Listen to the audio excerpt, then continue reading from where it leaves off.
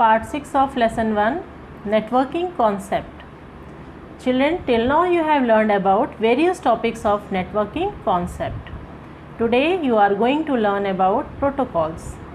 A protocol is a set of rules which the computers use or follow to communicate with each other across a network.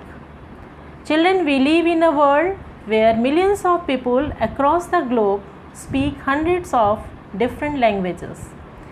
If there are no standards governing the way we communicate and the way our machines process data, we would never be able to communicate worldwide. So these standards are nothing but sets of rules which are followed by everyone.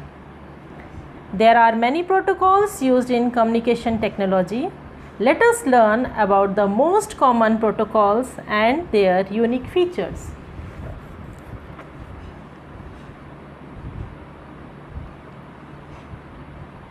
TCP and IP, Transmission Control Protocol and Internet Protocol.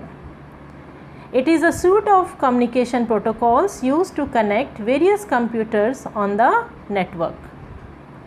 Children, when messages are transmitted over the network, it cannot be delivered as it is instantly.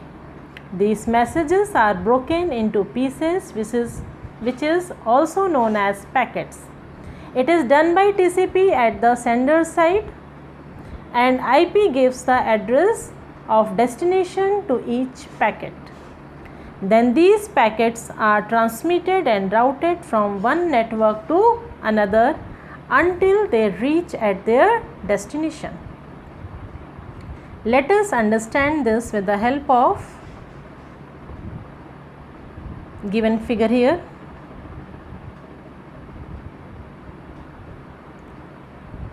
At the sender side, TCP breaks the data into packets, first step. Then IP gives the address to each packet. The packets travel from router to router over the internet according to the IP protocol.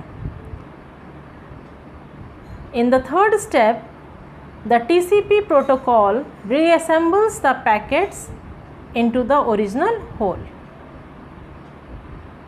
At the destination, when all the packets reached, TCP reassembles it again, and then message is delivered to recipient. I hope it is clear to all of you.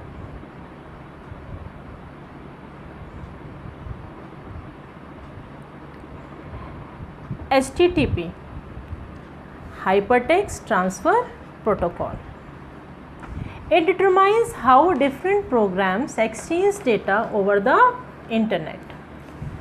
The HTTP is the standard protocol used by the World Wide Web. It defines how messages are formatted and transmitted, and what actions the web servers and browsers should take in response to various commands. Children, to visit any website, we must type its URL, which has a standard format. The HTTP part of the URL signals the device that the requested file is an HTTP file.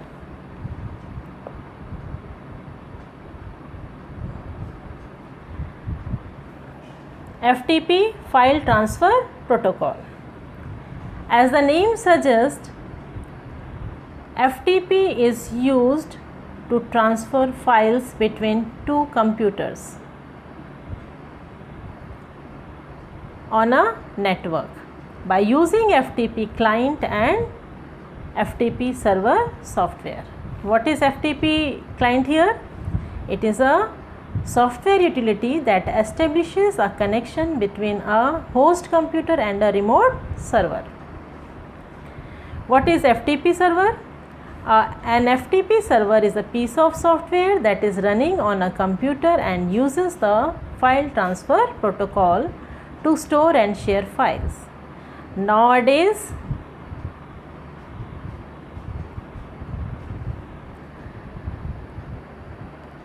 Internet browsers have inbuilt feature to make FTP requests to other servers. To access any file or content using FTP, a user needs to log in onto the FTP server by providing his or her credentials.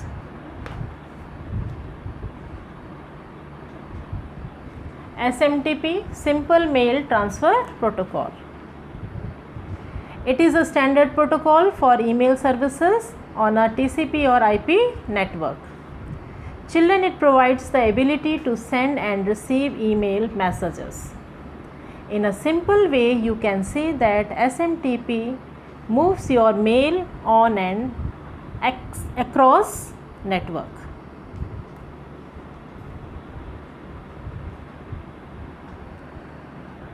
IMAP and POP. Internet Message Access Protocol and Post Office Protocol. IMAP and POP are the two most commonly used internet mail protocol for retrieving emails. Both protocols are supported by all modern email clients and web servers.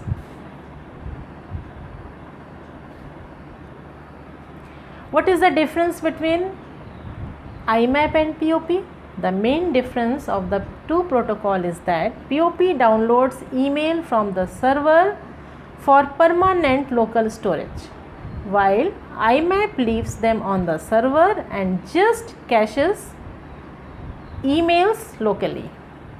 What does it mean? Let us understand this with the help of this figure given here.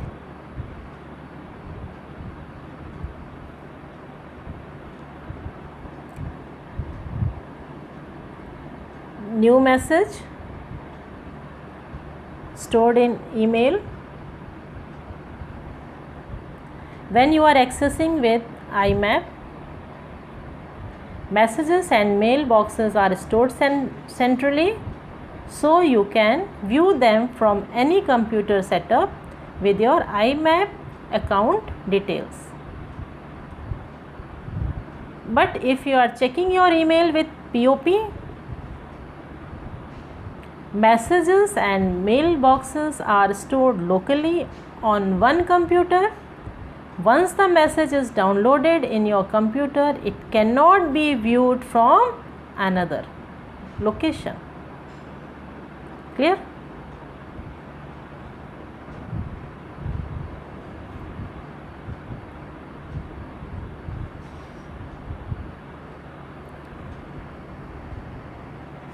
Now children, here your first chapter is over. Try to do all the objective type questions given in the exercise and also do the project work given in the activity section. Thank you.